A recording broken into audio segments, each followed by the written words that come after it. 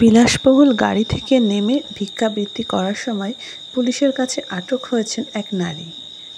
বিষয়টি অনেক চাঞ্চল্যের সৃষ্টি করেছে। জানা যায়, সংযুক্ত আরব আমিরাতে একজন মহিলা বিলাসবহুল গাড়ি থেকে নেমে ভিক্ষাবৃত্তি করতেন। সেটি তার প্রতিবেশী লক্ষ্য করে পুলিশের কাছে বিষয়টি অবগত করেন। পুলিশ সেটি তদন্তের মাধ্যমে নিশ্চিত হয়ে মহিলাকে আটক করেন।